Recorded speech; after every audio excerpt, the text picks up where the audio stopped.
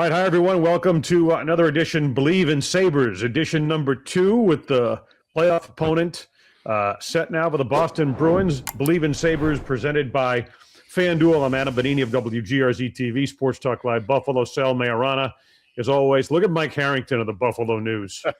He's got his head buried in his cell phone right now as we start recording this at 10:33 a.m. He looks like Schefter or Rappaport on NFL Network, always looking at their phone while they're doing live shots. Well, guys, I mean, the problem is we're running into is obviously, as you know from the past, we're doing preview sections for the newspaper. We're doing the regular section for the newspaper, and we're trying to figure out travel when we don't know when the series is starting yet. So there's a lot of things flying around here today, as you can imagine. Yeah, it is. It's crazy that we haven't got these games. We're Thursday morning recording this, and we still don't know. Playoffs are starting on Saturday, from what I've learned, and to not know 48 hours before where the hell you're going to be is kind of crazy. But anyways, thanks for being here, Mike. Yeah, thanks for being here. We really appreciate it. And I shared this story last week when we had Paul Hamilton on, Mike.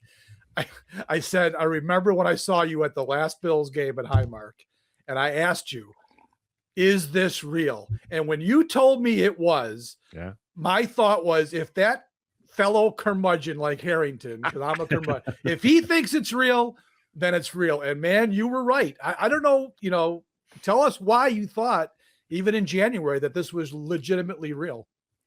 To me, it struck me that they had a lot of depth. They had a 4-line team. They do have potentially the best defense unit in the entire league. I mean, take anybody top 4, Dahlin, Samuelsson, Power, Byram. And we watched the Leafs, say they're a contender with Morgan Riley as their number 1 guy the last couple of years. He'd be number 5 on this team. Okay. They've had good goaltending all year. They've had multiple guys in the net. I believe in Lindy Ruff as a coach. There are such limited weaknesses on this roster. The power play has been a weak area, but the roster itself is more depth than we've seen at any point here since 2006 and 2007. And I believe that in January, and I look back on the season now, the outlier portion of the season was the first 29 games when they weren't winning, when they were 11, 14, and 4, and we're trying to figure out how to play, and we're losing games in overtime and going through injuries. They thought they were going to be good. They did. They thought they were going to be a playoff team. The outlier to it was the first 29 games.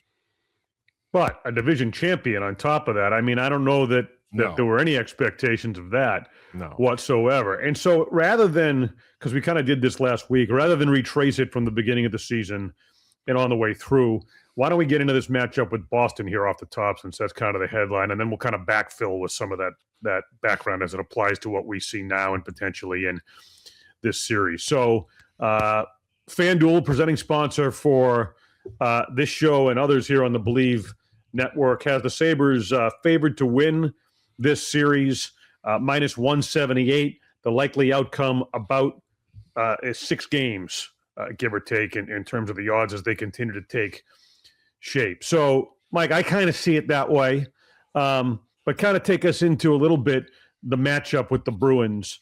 And we understand also what happens during the regular season, right? But then within the confines of a series and the matchups night to night, things can change a little bit. What kind of a draw is this, in your opinion, for Buffalo? It's a good draw for the Sabres in most cases. It's a difficult Eastern Conference. Jeremy Swayman in goal for Boston is dangerous. He can steal a series on his own, I would say. The Sabres went 1-1-2 against the Bruins this year. They only saw Swayman once. Jonas Korpisalo played 3 of the 4 games. Now, the other thing, you can throw out the first 2 games against the Bruins. They lost in Boston both times. They were both in October. With this season, October is like another world.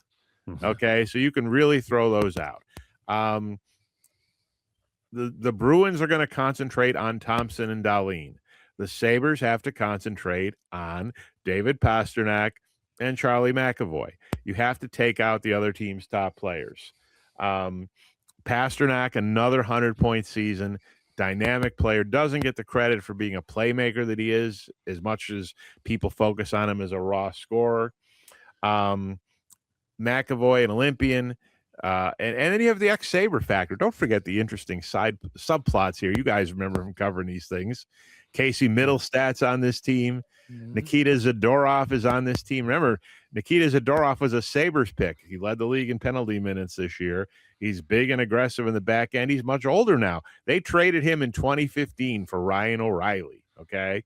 Jeez. And old friend Henry Jokiharju is on the Bruins defense also. So there's those little subplots to it. But the biggest thing I would say to people, whether who is the Bruins, Ottawa, whoever, the playoffs are not easy. We cannot see the fan freakout factor at one loss. If the Sabres lose game one, it's over. They stink. You know what's coming. Sal knows what's coming. Here's the stat, guys. And I'm going to say this. I'm going to write it. I'm going to tell people. I'm going to shout it from the mountaintop. The Florida Panthers in the last 2 years won back-to-back Stanley Cups. Did they not? Right?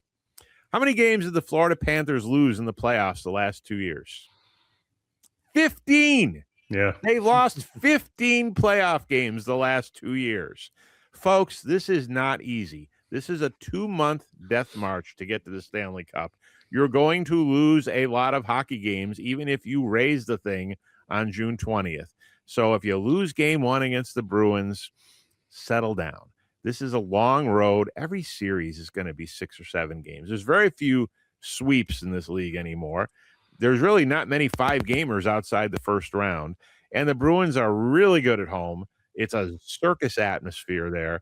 This is going to be a tough series. I do like the Sabres to win it, but they are going to go through a lot of things and a lot of issues in this series to get a win. June 20th. Do you remember where you were, Mike, June 20th, 1999 in the early morning hours at what is now KeyBank Center? Don't we all remember that morning? It started June 19th. Right. The game ended on June 20th. So that would be pretty apropos if the Sabres could win the Cup on that particular date. Look, Mike, I'm a Yankees fan, and you know that every team that comes in to play the Yankees, there's somebody on that team that is a goddamn Yankee killer. It's just like an epidemic. There's a player on every team that's a Yankee killer. When I watch the Bruins, Pastrnak is a killer. Is he not? He's one of those guys that plays against the Sabres. We could say Kucherov, obviously. He's one of the best players in the world. But for whatever reason, Pastrnak has always had the Sabres number. I mean, I know he's great, but why the hell has that guy constantly had so much success against them? I don't think it really has anything to do with having success against the Sabres. I think he is so good. He has success against everybody. It's one of those classic cases of you are not going to shut down David Pastrnak. You're only going to hope to control him some. There's just no way. He's going to get his points. He's going to get his goals. I think in this series, Tage Thompson is going to get his goals. You're not going to play 6 games against the Bruins and get 1 goal from Pastrnak. You're not playing 6 games against Buffalo and getting 1 goal out of Thompson. But Pasternak's the guy, and I think he is a underrated superstar, if you get my point. You don't hear about him as much as you hear about Kucherov and McDavid and guys like that. I mean, he's had his 4th 100-point season. He's a perennial 40-goal guy. But watch in this series, watch the way Pastrnak delivers the puck. He is not all about Ovechkin taking the puck and shooting and getting his. He can work the puck around his line mates. And Morgan Geekie became a 40-goal guy this year, and he's still Morgan Geekie. And part of it was because he was playing with Pastrnak. And that game they played here, whatever it was, a few weeks ago, every time he was on the ice, Mike, you just felt something was going to happen. And I think he had 2 or 3 points that night, if I'm not mistaken. But every time he's on the ice, I'm like, oh shit, something's going to happen here. Right? He was in the middle of everything for them. And the Bruins are a little more unbalanced. They're a little more like Montreal. Montreal's got an unbelievable top line. The Bruins have a top line. The Sabres have more depth through their forward core. But boy, when you get a top line like that, they can take a series. Like if you're playing the Montreal Canadiens, are you scared about playing them? Well, their forwards aren't deep. They got a young goalie. They got young defense. Boy, that top line's unbelievable. Yeah, right. Well, you're playing the Boston Bruins. You can lose the series to David Pastrnak if you're not careful. That's how good I believe he is. All right, so a couple of other factors. I mean, goaltending is obviously, so it's like pitching in baseball, right? Sure. I mean, you got to have it.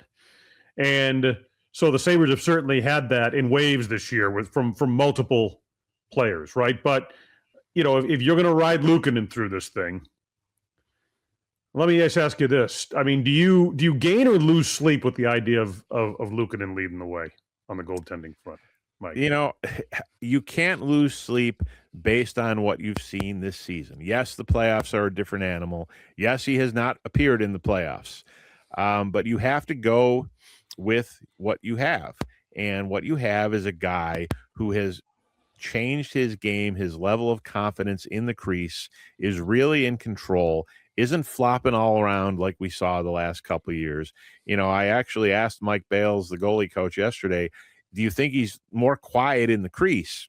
And he didn't really agree with the notion that Luukkonen's more quiet in the crease, but he just agreed with the notion that he has more confidence in what he's doing and he's prepared every game. They can go at some point maybe to Alex Lyon. We don't know Alex Lyon's health update, although we're told that he is getting better. And I think Lindy would have a quick hook if Lyon was healthy. They did alternate 17 games straight at one point here late in the season, and it worked really well. But ultimately, you generally go with your guy, at least to start. So the Bruins are going to go with Swayman. The Sabres are going to go with UPL. Could you see Korpisalo? Could you see Lyon? I suppose if something goes south here, a team could make a change. But in the playoffs, everybody seems to go with their guy. Lindy did alternate in Dallas in 2016 in the playoffs, but it's generally not the way it goes. I thought it would flesh itself out here with the Sabres at some point, and it did. Lyon struggled a little at the end, then he came up hurt, and UPL's your guy, and really he's been terrific most of the year. Do you think before Lyon got hurt, Mike, that they might have played both goalies in the playoffs? Because now it seems like he did slump at the end of the year and he is hurt. We don't know the extent. Do you think they might have rolled the dice and gone, like they were alternating in a playoff series with those two guys? All things being equal, if Lyon had stayed healthy and was continuing to play well, I think Lindy Ruff would have taken the adage, I'm going to dance with what brought me here. And I think he might have gone the alternate route simply to keep him fresh. Deal with some of the pressure. I think it's a lot of pressure to put on UPL in the first time in his career in the playoffs, but I think they would have seriously considered it. And we really hadn't broached that question with them, Sal. It was still too early before the end of the season. And then Lions slumped in the last 3 outings and got hurt, so it never came up. But it was a question that we were certainly going to broach, if they were going to do it. And I think that it was going to be under serious consideration, because if they were both still playing well and both healthy, which one were you going to pick? Yeah, it would have been a hard choice. So I think they would have probably tried it at least at the start, which would go against the grain for Lindy Ruff, who's been, this whole year does. He loves his 60 game a year guys, but he knows you can't do it anymore. And to see him alternate 17 straight games was pretty wild. And this is the first time since 2003 the Sabres have had 3 goalies get a shutout in a season, and it's the first time since 1993 they've had 3 goalies get 8 or more wins. So it's really been a unique year in that respect. Well, it's also worth pointing out a couple of those 60-game guys over the years had the name of Hasek and Ryan Miller too. Yeah. But, I mean, I asked Paul Hamilton this, and he compared the way that Luukkonen has played to a Ryan Miller type. Like if you base it on this season, he made that comparison in terms of feeling comfortable going with him. But you never know what you're going to get in the playoffs. And I guess that's the question I would follow up with, Mike, in general with this roster, right? They've certainly added experience, size, depth, all of those things. But for a lot of these guys and for the organization, it's the first time in 14 years. How much, we all know that the intensity level, goes up more than just a notch or two when the postseason arrives. How does the experience factor play in for you as you look at this? For me, I'm comforted by the fact that this is a team that can adapt its game to, you want to play wide open, they can do it. You want to shut things down, they've shown their ability to play different types of styles. And to me, that speaks very well in terms of their chances in the postseason. But the experience factor does weigh in. What's that equation for you? The experience factor to me is a little overplayed with this club. I mean, it's partly because you look at Thompson, Dahlin, Samuelsson, Luukkonen, Benson, Norris. Those are pretty significant guys. None of them have played in the playoffs. Okay, I get it. Well, Byram won a Stanley Cup, was a huge part of Colorado's team in 22. Tuck's been in a final. He's been in 3 conference finals. Zucker's been in 9 playoff series. They just brought in Shen, who's won 2 cups. They brought in Pearson, who won a cup. They're not going to play in the series unless there's injuries or something, but they matter. They matter in the dressing room, especially Shen, it seems. There's guys here who've got experience. I think it would really help to win game 1 and not feel that pressure of falling behind in a series. But here's what really stands out, Adam. Those 2 games against Tampa here late in the season, those were 100% playoff games. And that's what the playoffs are going to be like every night. And this team not only got the taste of it, they thrived under it. And I mean, they stood up for themselves in that 8-7 game. Everybody loved that. The bigger thing to me was they were down 2 goals twice in the third period and won the game. You know, when you would have said, great job for sticking up against Tampa, sticking in there, you won the game. I think this team is ready to go to deal with the playoff pressure. They're going to deal with, a lot more media. That's an adjustment in the playoffs. There's a lot more media obligations, especially as you get deeper. It is different. We'll see how it goes. I mean, every series, as you guys know, takes on a personality of its own. The 2 games will start in Buffalo. Things will go to Boston. Things will be a little different there. I'm not overly concerned about the quote-unquote lack of playoff experience of this club. Adam makes a point that the Sabres have proven that they can kind of play a variety of styles, right? Yeah. But as well as I do that Boston is going to try to muck this game up. They're going to clog the neutral zone. They're going to make it tough for them to generate speed. And as we've seen, I know the games in October don't count, but they did have to play against this Bruins style of team.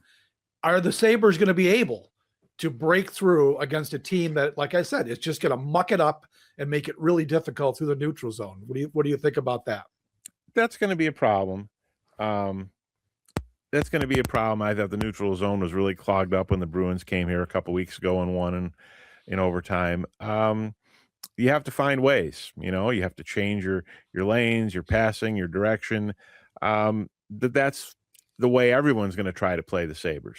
They're going to try to clog the neutral zone and not let the Sabres freewheel on things. And you're going to have to figure ways out. Sometimes you have to play to a different personality in the playoffs because of what the other team is doing. And certainly a team like the Sabres that really likes to freewheel, I've got to use the basketball analogy. If I'm the opponent, I've got to take the air out of the puck. Where they say take the air out of the ball. I got to take the air out of the puck if I'm playing the Buffalo Sabres. So the Sabres are going to have to get used to doing that because every team they play in the playoffs for every game and every series is going to do it. You know what I wanted to ask you too, because I see you say it all the time, and I do too. Faceoffs matter, right? I don't know what they I didn't look at the stats. I don't know what their numbers are for the season. But, Mike, it just seems like the Sabres lose too many damn faceoffs. And not having Carrick, who was brought in to do that, it'd be nice to have him back here pretty soon. I don't know where his status is. But, man, do you think they need to find a way to win some faceoffs or at least get somebody that can get in there and do that? I don't know what they're going to do. But faceoffs are going to matter in the playoffs. They had went out and got a guy to win faceoffs, and his name was Sam Carrick, and he was winning faceoffs, and he got hurt.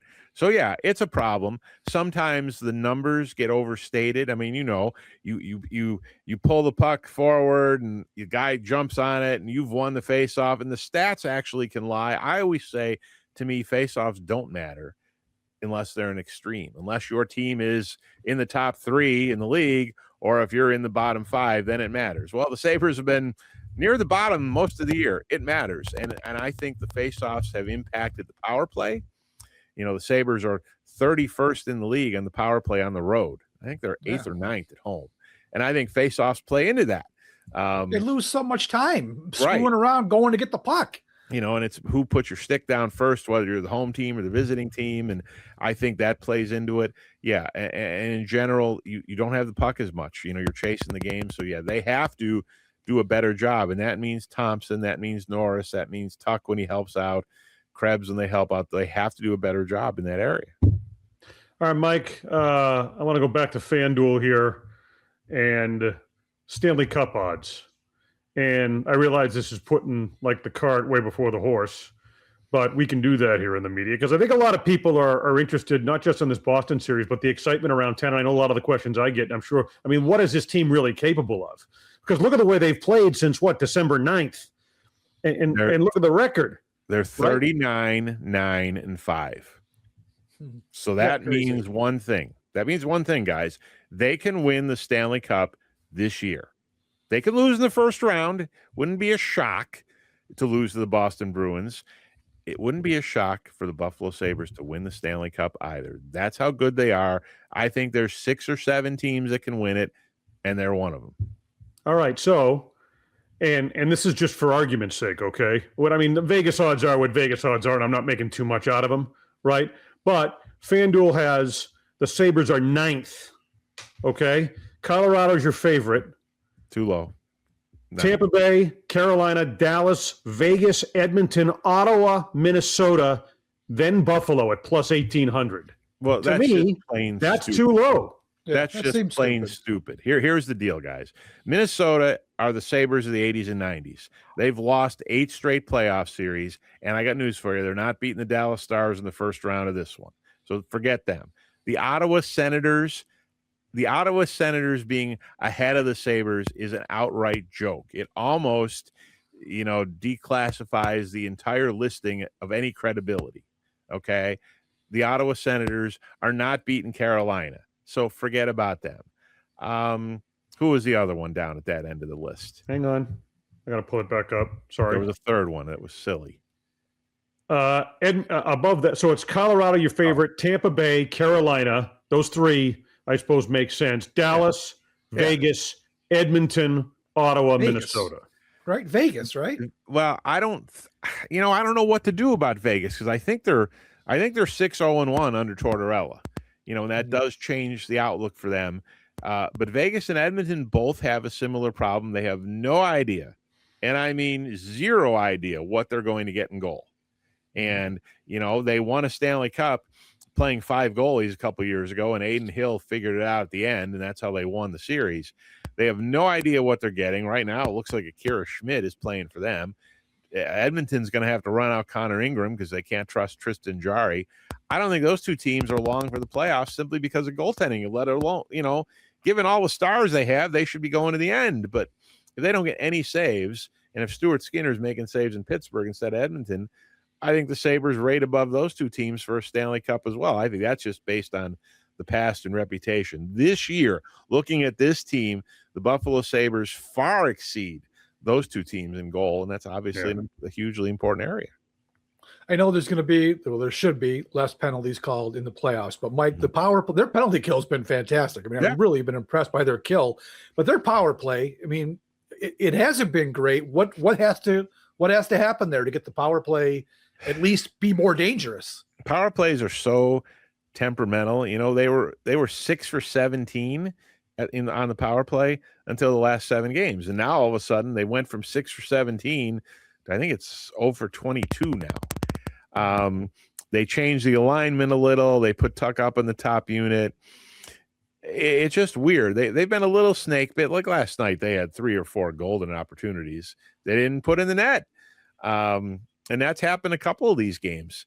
But you're right. You're going to get fewer chances. But, boy, if you get a power play goal or 2 and the other team gets none, you're probably winning the game. It's a game-deciding factor. Do they get too cute? So it seems like they're trying to make the perfect play a little bit too much. And I know a lot of teams do that, but it seems like the Sabres might and I'm not one of these guys in the rafters yelling shoot. I'm not that guy. But it seems like once in a while, maybe too often, they get a little bit too, they want to have that perfect, beautiful goal. Oh, they love the tic-tac-toes over here. Exactly. Here, and they look great. When it happens, it's awesome. But it just seems like they do it maybe a bit too much, do you think? Yeah, a little bit. And there is some overpassing, Sal. The guy in the 300 level yelling shoot, a lot of times can be an idiot. I got news for it. A lot of times the guy yelling shooting the 300 level is right. He's making the right play, and the Sabres are not. They're overpassing the thing. you do need more traffic. You need more pucks at the net, the Lindy Ruff cliches. Sometimes power plays, you got to just bang in some dirty goals. They're not going to be beautiful one-timers from the flank. Zucker's really good at getting dirty goals. We need to see more of that. You just have to see if you chart out the 82 games, the Sabres they've been real consistent since December like this, but their power play all season, it's like an EKG. It's up and down and up and down. And right now it's in a big down. And, the only thing I could say is every big down is followed by them figuring it out. 6 or 17, they were in a pretty good spot. Well, I think it's time for them to figure it out now, because if you go 0 for 16 in the first 5 games against the Boston Bruins, for example, you're going to be in trouble. All right. So last question here before we wrap it up. And now I'm going to ask you to zoom out and look at a little bit of at least within this season, the history and some of the reasons behind this. And we all have known, given the frustration of this drought, we've seen the level of talent that's come into this organization, right? And it's left so many shaking their heads as to why they can't put it together. And Kevyn Adams bears a lot of that responsibility, right? Yep. I mean, there's no question about that. Right. I personally think, I remember, Mike, the messaging from the top, and you and I were in the same press conference room. The year, 22-23, when they missed the playoffs by a point, right? Yep. You remember the messaging in that press conference from Adams and Granat? It was like it trickled down to the players, and these guys, there was this feeling like they'd arrived. Absolutely. Because they'd missed the playoffs by a single point, right? And to me, if I'm beyond palm trees and all that stuff, if I'm going to criticize Adams, it's that. I think he, in his own way, sort of fell victim to what Darcy Regier did at the end of his tenure and kind of fell in love with his guys. Yeah. And you can't do that. Well, Yarmmo Kekalainen is not going to fall victim to that, and didn't. The messaging, the minute like there was a new sheriff in town, right? Yep. And I know he walked into the dressing room and talked about the intensity level and all those things, and that ends today. Paul Hamilton talked about it and just walked out, kind of like a mic drop deal, right? And people have asked me, well, could a change at GM really make that much difference? Look, yes. If the guy, like it's a newspaper or a TV station, if a new, say a WGRZ president and general manager comes to town and he's going to sign your contract and negotiate your deal or, whatever, then you're going to straighten up and fly right, aren't you? I mean, that's certainly kind of the ripple effect through a lot of organizations. I think it applies in this case where all of a sudden, I think there was a trust factor with Adams that wasn't there too. He wouldn't make a deal or do anything when they'd be in these skids. But anyway, what was the turnaround and how much was the change at GM a factor in getting this team to the level that it is now and has been for the balance of the season? Yarmmo was taking a lot of notes, okay? And what did Yarmmo see? He saw a 3-0 home loss in November to St. Louis. He saw a 5-0 home loss in November to the Devils. He saw 2 losses to Calgary where they gave up 13 goals. So when he went into that locker room in December after that Western road trip ended, when they were on a 3-game winning streak, when they fired Adams, remember, he said to them, we should never be outworked by these kind of teams that we're losing to. And no one here should feel safe. If you want to be here, you're going to show us you want to be here. And I think you're right. I think it snapped everybody too. I always use the phrase adults in the room. The Sabres didn't have enough adults in the room until they started getting players like Zucker, for example. Guys are a little older, a little more experienced. Well, Yarmmo is an adult in the room. Darlene said to me the first day, he's been a GM for the league for 11 years. So that certainly woke Darlene up. Who did Yarmmo bring in? Marc Bergevin. Bergevin took Montreal to a Stanley Cup final as the GM. He brought in Josh Flynn from Columbus. He brought in Stacey Roos from Tampa. He brought adults in the room. The front office didn't have enough adults in the room under Kevyn Adams. It now feels like they are in the league for real, that they're in it to win it. I've never felt they were really in it to win it. I felt they were in it to compete, to sneak in, like Alex Tuck said we didn't want to do, sneak in as the 8th seed. And now they're trying to win the Stanley Cup. And Yarmmo said right away that first day, we're making the playoffs this year. We all kind of snickered at him. You're making the playoffs this year, dude? Really? Well, here we are in April. We're talking about, can they win the Stanley Cup? And not 3 years from now, not 4 years from now. Can they win the Stanley Cup 2 months from now? and it's not remotely a stupid conversation. They could lose in the first round, but like I said, they could win the Stanley Cup in June, and it wouldn't shock me at all. It's Mike Harrington? From Mike Harrington. Mike Harrington? Yeah. Wow, that is saying something. Right. It's the Buffalo Sabres, after all we've seen and all the stuff this organization and this fan base has gone through, this is where we are now. Yes, it's a shock to me too, but also it is the reality. And this is a championship window opening up, guys, for multiple years. This is not any way, shape, or form a one-off. That would have been asking me in 2015 or 16, are the Bills going to make the playoffs and end their drought? And I would have said, what, are you kidding me? No, it's going to go on forever. And keep in mind, too, when the Bills kicked off in Denver in January, did you ever in a million years think the Sabres were closer to winning a Stanley Cup than the Bills were to winning a Super Bowl? Crazy, right? Here we are. Well, it's been a pleasure with two of the great curmudgeons in the history of Western New York sports reporting. And I know I'm in that club. I don't know that I rank with you two, but no, you don't. But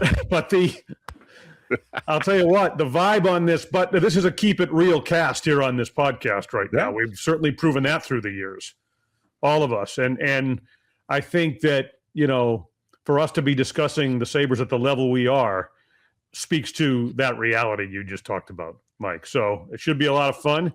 Before we wrap up, I know you glanced at the cell phone a couple of times. Do we have any new information with regard to this series here at 11:04 a.m. on Thursday? There is no information at 11 a.m. on Thursday on the start time or even the starting day of this series, be it Saturday or Sunday. You know what? It is mind-boggling to me that we're at this point. Having covered the National Hockey League for as long as I did and have, part of it doesn't surprise me. It's the NHL, man. They should have just decided the playoffs were starting on Sunday if they knew they had games on Thursday. Right. It's just or get the games off of Thursday so you could start on Saturday, which is a big night in Canadian television, obviously. But it is unbelievable. If somebody's playing Saturday at 1:00 and at this very second does not know they are. All right. Well, we'll be glued. Stay tuned. You've got you'll be repeat on your Twitter feed. That's for sure. All right, thanks, boys. Guys, really appreciate it. Sal Maiorana, Rochester Democrat and Chronicle. Mike Harrington on the Sabres beat, as he always has been for the Buffalo News. I'm Adam Benigni of WGRZ TV and Sports Talk Live Buffalo. Sabres Bruins opening round of the Stanley Cup playoffs. More Believe in Sabres as we continue through the postseason. So for Sal and Mike, I'm Adam. Thanks for being with us here on Believe in Sabres, presented by FanDuel.